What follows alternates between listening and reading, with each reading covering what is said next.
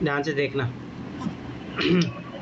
संयुक्त परिवार का जीवन चक्र सामाजिक मूल्यों के बजाय आर्थिक कारकों पर निर्भर करता है, चर्चा कीजिए। अब देखो, डिस्कस करना है तो इसके पक्ष में आर्गूमेंट देना पड़ेगा और कुछ आर्गूमेंट आपको इसके विपक्ष में भी देना पड़ेगा, मतलब काउंटर भी करना पड़ेगा। ठीक है। सबसे बात है कि इंट्रोडक्शन पार्ट में इसको संयुक्त परिवार क्या है इसको डिफाइन कर देना चाहिए। आप देखते हैं इन्होंने क्या लिखा है। संयुक्त परिवार से आशय ऐसे परिवार से है जिसमें एक से अधिक दंपति होते हैं और अक्सर 2 से अधिक पीढ़ियों के लोग एक साथ रहते हैं। अच्छी बात है, इन्होंने डिफाइन कर दी। याद करो, जब भी है ना इंट्रोडक्शन दिया करो तो उसके बीच में थोड़ा गैप छोड़ा करो। ठीक है, आप देखते हैं। आमतौर पर ऐसा माना जाता है कि संयुक्त परिवार जीवन चक्र सामाजिक मूल्यों पर आधारित होता है, परंतु वर्तमान दौर में सामाजिक मूल्य, संस्कारों और नैतिक कर्तव्यों पर आर्थिक कारक ज़्यादा प्रभावी रहते हैं। पुराने समय में परिवार के सदस्यों के पास रोजगार के साधन के रूप में खेती एकमात्र साधन थी, परंतु आज के औद्योगिकरण और भूमंडलीकरण के युग में युवा रोजगार के असीम विकल्प मौजूद है। युवा इन असीम विकल्पों की ओर आकर्षित। जब भी पैराग्राफ चेंज करो ना तो गैप दिया करो। युवा इन असीम विकल्पों की ओर आकर्षित होकर और बेहतर रोजगार और बेहतर जीवन की तलाश में अपने परिवार से दूर जाके बस रहे हैं। इसके परिणाम स्वरूप एकल परिवारों का चलन बढ़ रहा है और संयुक्त परिवार टूट रहे हैं। उपरोक्त से स्पष्ट है कि संयुक्त परिवार के जीवन चक्र को मुख्य रूप से आर्थिक कारक ही प्रभावित करते हैं। हालांकि भारत जैसे देशों में संयुक्त परिवार के बने रहने में सामाजिक मूल्यों का महत्वपूर्ण योगदान है। ये मूल्य कम मात्रा में सही, लेकिन भारतीय समाज में आज भी किसी न किसी रूप में विद्यमान है। अब देखो, मतलब कभी भी ना इस टाइप के जब भी आओ तो आप आर्गूमेंट रखो ना। नहीं, सामाजिक वैल्यूज भी होती है, उसके कारण भी जॉइंट फैमिली चलती है। ठीक है, फिर बाद में बताओ नहीं, पहले जो ज़माने में जब था जो सोशल वैल्यू से चलते थे, परंतु उस टाइम क्या था कि जो इकोनॉमी थी वो भी एग्रीकल्चर बेस इकोनॉमी थी, तो दोनों काम कर जाते थे। परंतु आजकल इकोनॉमी चेंज हो गई है, सर्विस सेक्टर इकोनॉमी ये सब आ गई है, मैन्युफैक्चर आ गया, तो इसके लिए आपको लोगों को ट्रांसफ़र होना, माइग्रेट होना पड़ता है। इसके कारण से क्या हो रहा है कि जॉइंट फैमिली का सेग्रीगेशन हो रहा है और वो न्यूक्लियर फैमिली में टूट रही है। परंतु ऐसा नहीं है कि वो जॉइंटनेस की जो भावना है, संयुक्तता की जो भावना है, वो आज भी बरकरार है। ठीक है, आर्थिक कारक आजकल ज़्यादा महत्वपूर्ण तो हो गए, परंतु एकमात्र यही नहीं है, सामाजिक मूल्य सब चीज़ें ज़्यादा महत्वपूर्ण रखती है। तो ये चीज़ें थोड़ा इनकम्प्लीट आंसर है और वन साइडेड ज़्यादा आंसर दिख रहा है। तो वही मैं बोलूँ, जैसे मान लो अगर 10 क्वेश्चन का भी है तो 2 मार्क्स से ज़्यादा नहीं मिलेंगे इसमें। ठीक है, चलो इनका नेक्स्ट क्वेश्चन देखते हैं। वैश्वीकरण ने भारत में सांस्कृतिक विविधता के आंतरिक कोर को किस सीमा तक प्रभावित किया है? अब देखो, ये ऐसा क्वेश्चन है, आपको बताना है देखो किस सीमा तक प्रभावित किया है। मान लो कि ये इफेक्ट एरिया, तो कितना इफेक्ट किया है। तो इंट्रोडक्शन में सब एक सी बात है, वैश्वीकरण को डिफाइन किया जाना चाहिए। वैश्वीकरण वह प्रक्रिया है जिसके अंतर्गत विश्व के विभिन्न अर्थव्यवस्थाओं का समन्वय अथवा एकीकरण किया जाता है ताकि विभिन्न देशों के बीच वस्तु, सेवा, पूंजी, श्रम, प्रौद्योगिकी आदि के बिना रिकॉर्ड के आदान प्रदान हो सके। अच्छी बात है। बस एक चीज़ याद रखो कि डेफिनेशन जैसे ये लिख सको विश्व बैंक के द्वारा क्या दिया गया है किसी के द्वारा, तो और ज़्यादा अच्छी हो जाएगी यही डेफिनेशन। तो ट्राई करो कि स्टैंडर्ड डेफिनेशन याद हो तो ज़्यादा अच्छा रहेगा। अब देखो, इन्होंने बात है सांस्कृतिक विविधता पर प्रभाव। ठीक है, वैश्वीकरण के क्या प्रभाव रहे हैं? भाषा विविधता पर प्रभाव पड़ा है, पहनावों में, खान पान के तरीकों में, कला और संगीत में, शिक्षा के वैश्वीकरण में, पारिवारिक संस्कृतियों में। ठीक है, ठीक है। अब देखो, जैसे आप इंट्रोडक्शन दे तो यहाँ पे सांस्कृतिक विविधता को थोड़ा बहुत समझा देना चाहिए कि सांस्कृतिक विविधता क्या है और इसको किस तरीके से ये प्रभावित कर रहा है। तो इस टाइप के आंसर में आप ना पैराग्राफ फॉर्मेट में लिखो तो ज़्यादा बेहतर रहेगा। हम मान सकते हैं कि वैश्वीकरण ने भारतीय सांस्कृतिक विविधता को प्रभावित किया, परंतु ये कुछ मामलों में सकारात्मक दिखाई पड़ता है, जैसे महिलाओं की स्वतंत्रता के मामले में, रूढ़िगत तत्वों का विरोध करने के मामले में, आधुनिक तकनीकों के आगमन से अपने आर्थिक स्थिति को सुधारने के मामले में निष्कर्ष। फिर इनकम्प्लीट लिख रहे हो, आपको बताना सांस्कृतिक विविधता के आंतरिक कोर को किस सीमा तक प्रभावित किया है। अरे आप देखो ना, आजकल जो देखो अपनी जो आर्ट तो है वो भी मतलब मिक्सअप हो रही है, बहुत सारी चीज़ें। आपको इसमें बहुत अच्छे से कम से कम भी 4 या 5 पॉइंट ऐसे आपको एग्जांपल डालने चाहिए थे। अपनी संगीत प्रभावित हो रही है, कहना जैसे चाइनीज़ फूड, आप सोचो जैसे हम कल वो बर्थडे था हमेशा के, तो वहाँ गए तो चाइनीज़ जो फूड है यहाँ पे आजकल वो बहुत ज़्यादा पॉपुलर हो रहा है। ठीक है, तो ये सारी चीज़ें हैं ना वो मतलब चेंजेस हो रहे हैं। तो ये सारी चीज़ें हैं, मैं फिर बता रहा हूँ ना, ये चीज़ें करनी पड़ेगी। तो मतलब ये बहुत 4-5 पॉइंट इसमें अच्छे लिखे जाने चाहिए। फिर मैं बता रहा हूँ इनकम्प्लीट आंसर है। निष्कर्षतः कह सकते हैं वैश्वीकरण ने भारत को आर्थिक और राजनीतिक मामले मजबूत किया है, वहीं सांस्कृतिक मामले हमारी मूल संस्कृति बदलाव कारण। ठीक है, इनकम्प्लीट आंसर है। फिर वही मैं बता रहा हूँ 1-1.5 नंबर मिलेंगे, इससे ज़्यादा नहीं मिलेंगे नंबर। ठीक है, अब किसका बच्चा है? ये किसने लिखा? पूजा ने। सर आपने क्वेश्चन दिए थे क्या? अरे अपने अपनी तरफ से खुद को लिखना है, सबको डेली 2 क्वेश्चन लिखना है और इस क्लास के बाद में डेली चेक होंगे वो।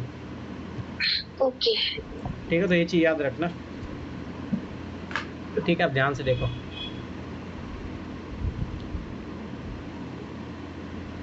ये मेरा पेन अभी उसका बैटरी डिस्चार्ज हो गया, चलो मैं ऐसे चेक कर रहा हूँ। ठीक है, पढ़ रहा हूँ, ध्यान से समझना।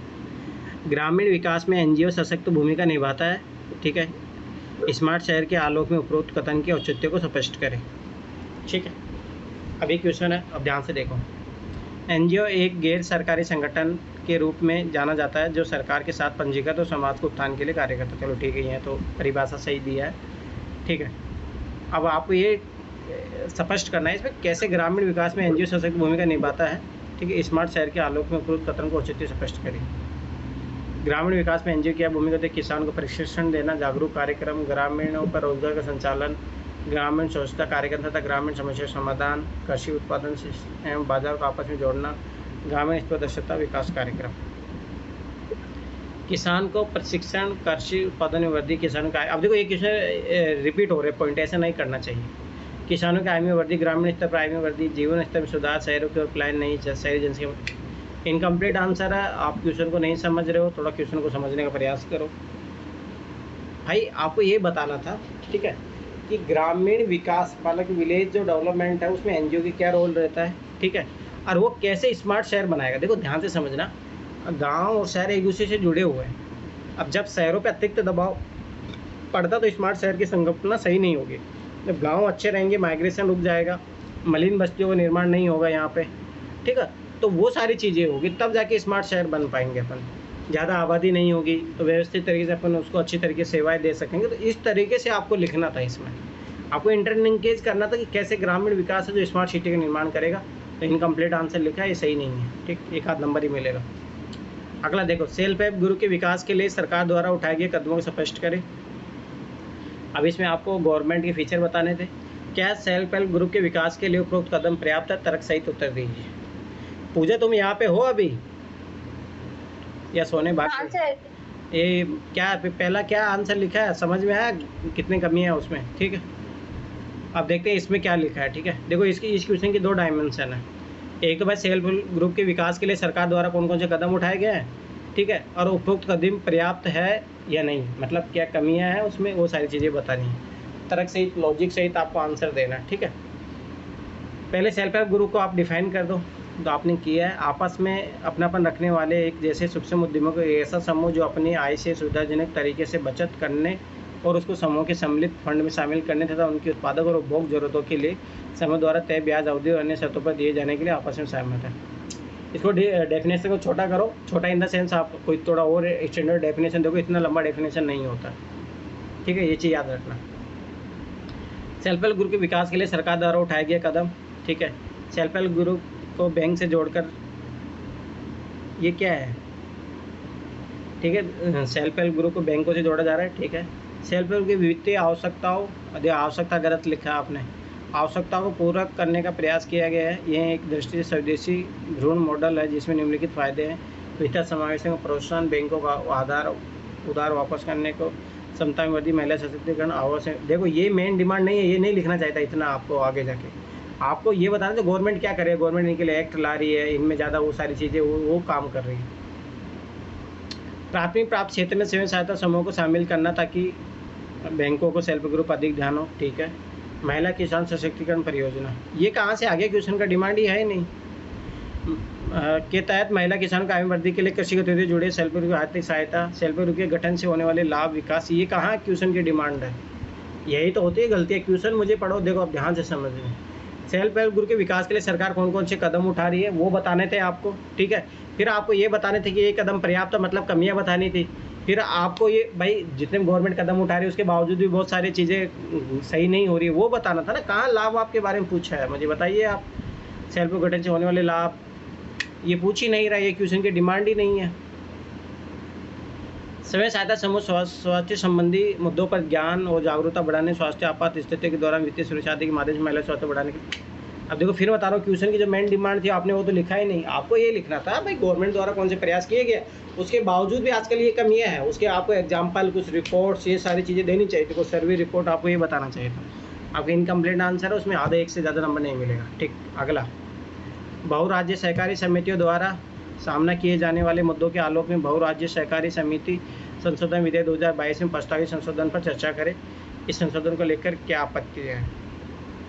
ये अच्छा क्वेश्चन है, अभी ये बिल इंट्रोड्यूस हुआ है वापस से।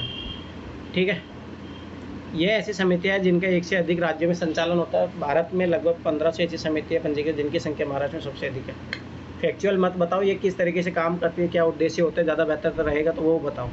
फिर इस बिल के प्रोविज़न बताओ, ये बिल में प्रोविज़न दिया है और इनसे ये मुद्दे हैं, ऐसा इसका आंसर फॉर्मेट बनेगा।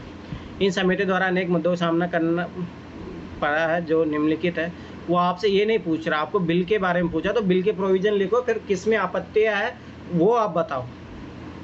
और कभी भी ना मुद्दों के बारे में भी तो पूछा है ना। देखो सुनो, बहुराज्यीय सहकारी समितियों द्वारा सामने किए जाने वाले मुद्दों के आलोक में बहुराज्यीय सहकारी समिति संशोधन विधेयक, भाई इसके आलोक में लाया गया है बिल। ठीक है, और सर आलोक ना हमको 3-4 प्रश्न में मिल चुके हैं, तो आलोक का मतलब ही नहीं समझ में आ रहा। सुनो, दूसरी बात एक चीज़ याद रखना, कभी भी ना जब तक कोई बिल एक्ट नहीं बन जाता ना, यूपीएससी कभी क्वेश्चन नहीं पूछती है, ये चीज़ याद रखना। तो कभी भी, इसीलिए मैं बोलता हूँ कि करंट अफेयर में ज़्यादा उस ओरिएंटेशन में क्वेश्चन मत लिखा करो, स्टैटिक पार्ट पे ज़्यादा ध्यान दो, उसमें ज़्यादा फायदा रहेगा, ये चीज़ याद रखना। समझ में आया? ठीक है, तो पहली बात तो वो, अब देखो यहाँ पे तुम्हें बिल के प्रोविज़न लिखने चाहिए, तो फिर किससे आपत्ति है वो लिखो। पहली बात ऐसे जो बिल जो रहता है उस पर क्वेश्चन लिखना ही नहीं चाहिए, क्योंकि बिल अमेंडमेंट होते रहते हैं, उसमें जब तक फाइनली अमेंडमेंट होकर वो पारित नहीं हो जाता तब तक क्वेश्चन बनने का कोई मतलब है ही नहीं। ठीक है, इन समितियों द्वारा अनेक मुद्दों का सामना करना पड़ा जो निम्नलिखित है। इन समितियों के स्वतंत्र एवं स्वायत्त चरित्र का अभाव, सत्तारूढ़ राजनीतिक दलों के द्वारा राजनीतिक नियंत्रण के एक उपकरण के रूप में उपयोग, सहकारी समितियों की शेयर पूंजी में योगदान करने की राज्य सरकारों समितियों के कार्यकाल में राज्य को सीधा हस्तक्षेप करने में सक्षम बनाती है। अब ये देखो फालतू में लिखा हुआ है सारी चीज़ें, विधेयक को प्रस्तुत किया गया है। इन समितियों में संशोधन करने वाले अर्थात बहुराज्य सहकारी समिति एक्ट 2002 में संशोधन करने के लिए हाल ही में संसद में बहुराज्य समिति, ठीक है, कमजोर बहुराज्य सहकारी समितियों को पुनः सुधार के लिए एक सहकारी पुनर्निर्माण विकास कोष का गठन प्रावधान करता है। समावेशिता सुनिश्चित करने के लिए सहकारी समितियों को महिलाओं SC/ST सदस्यों को प्रतिनिधित्व संबंधित प्रावधान भी शामिल किए गए हैं, किंतु प्रस्तावित परिवर्तन लेकर कुछ आपत्ति है। जैसे ये बताना था, केंद्र द्वारा केंद्रीय सहकारी चुनाव प्राधिकरण के सदस्यों की नियुक्ति से शक्ति का केंद्रीकरण हो सकता है और बहुराज्य सहकारी समितियों की स्वायत्तता प्रभावित हो सकती है। ये बात सही है। यह संशोधन सहकारी समितियों को विनियमित करने में राज्यों की शक्ति को कम करता है। अब 2 ही पॉइंट लिखे, और पॉइंट लिखने चाहिए थे इसमें। वस्तुतः वस्तुओं के प्रसंस्करण और अंतर्राष्ट्रीय मानकों के अनुरूप सेवाओं को बेहतर बनाने से रोजगार के अतिरिक्त अवसर पैदा होंगे। सहकारी उत्पादों के निर्यात में वृद्धि, मेक इन इंडिया को प्रोत्साहन देने जिससे आत्मनिर्भर भारत को बढ़ावा मिलेगा। फिर मैं 12 बता रहा हूँ कि अब वो जो मेन क्वेश्चन की डिमांड है वो तो पकड़ा ही नहीं आपने। चलो ठीक है, और किसी का है? हो गया कंप्लीट? मेरा भी है, मेरा भेजिए आप। मेरा तो है। आपका तो चेक हो गया नगीना, आपको तो सबसे पहले मैंने चेक कर दिया हूँ, आप लेट ज्वाइन किए दोबारा। उसका देख लेना वीडियो, मैंने स्टार्टिंग में आपका ही मैंने चेक किया था। ठीक है, आपने इनकम्प्लीट लिखा वो देख लेना वीडियो एक बार, आपको पता लग जाएगा। चलो ठीक है, तो फिर है मतलब मेरे साथ क्या प्रॉब्लम हो रही है सर कि मैं बहुत ज्यादा सोच नहीं पा रही हूँ। मतलब अरे तो आप देख देख के लिखिए ना, कोई दिक्कत नहीं है, अभी देख देख के लिखिए, कंटेंट आप जहाँ से पढ़ रहे हो वहीं से लिखिए। समझ में आया? उसके लिए घबराइए मत। घुमा फिरा के वही लाइनें मिलती हैं। अरे आप नोट्स पढ़िए अच्छे तरीके से, कैसे नहीं, क्यों नहीं मिलेंगे। अब जैसे वो क्वेश्चन था, वो बहुत अच्छा क्वेश्चन लिखा जा सकता था। चलो खराब लिखा है क्या? अरे कोई नहीं, मतलब incomplete in the sense one sided ही आपने लिखा है, बहुत साइडेड लिखा जा सकता है। ठीक है, चलो कोई नहीं। चलो ठीक है, और किसी को कोई क्वेश्चन हो ठीक है तो कल क्लास नहीं होगी, फिर आप कल इथिक्स पढ़िए, फिर मंडे को मिलते हैं। ठीक है, मंडे को। अरे ये लोग बोल रहे कि इथिक्स नहीं पढ़ पा रहे, सीसेट नहीं पढ़ पा रहे, तो ठीक है सैटरडे क्लास चलने दिया जाए सर। क्लास ठीक चल रहा है सर। अरे वो तो ठीक है ना, कोई दिक्कत नहीं, मैं करवा दूंगा मंडे को क्वेश्चन सारे कंप्लीट हो जाएंगे वो। और इस महीने तक का जो प्लान था वो कंप्लीट हो जाएगा ये सारी बुक, ठीक है। ऐसे होता है कि सर एक दबाव रहता है सर पढ़ने का, तो सर थोड़ा मजा भी आ रहा है सर। अरे तो बात इथिक्स भी तो पढ़नी है आप लोगों को। इथिक्स में क्या क्या पढ़े हो, चलो बताओ मुझे, कौन कौन क्या क्या पढ़ा है। फिर एक भी रोज नहीं पढ़ पा रहे हैं एथिक्स, तो वो प्रॉब्लम है ना। आज हम सोचे बैठ के, तो हमको लगा नहीं कल जो है स्किप करना चाहिए क्लास, जिससे सीटेट पे थोड़ा ध्यान दे देंगे तो परसों टेस्ट में अच्छे मतलब स्कोर भी कर पाएंगे। और मतलब 4 घंटे हाँ सही है। देखो एक दिन टेस्ट से पहले आप लोग टेस्ट में फिर पार्टिसिपेट भी नहीं करते हो, एटलीस्ट सैटरडे उसी का भी थोड़ा बहुत वो तैयारी कर लो। सर 2 मंथ एक सब्जेक्ट। अरे ऐसे भी देखो सैटरडे का दिन तो ऐसे भी छुट्टी का ही था ना, वो तो चलो ठीक है, मैं क्लास नहीं ले पाया था इसलिए मैं बोल रहा था। सैटरडे तो आप ऑलरेडी छुट्टी में ही है अपना, ठीक है। कोई दिन अगर बंद भी रहेगी तो कोई दिक्कत नहीं, बट सैटरडे को रहना दीजिए खाली। बताओ क्या हुआ, बोलो। हेलो, हाँ बोलो। संडे को जो सरोज सर का कौन सा टॉपिक है, एलसीएम और एचसीएफ वाला? आप लोग शेड्यूल नहीं भी देखा क्या आप लोगों ने? स्किप हो गया। हाँ ध्यान नहीं है, पता नहीं। कौन सा डे? एवरेज है ये कल देखो ना। औसत है परसों।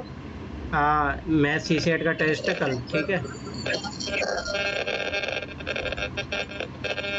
देखो कल कितना तारीख है, 20 तारीख है, ठीक है।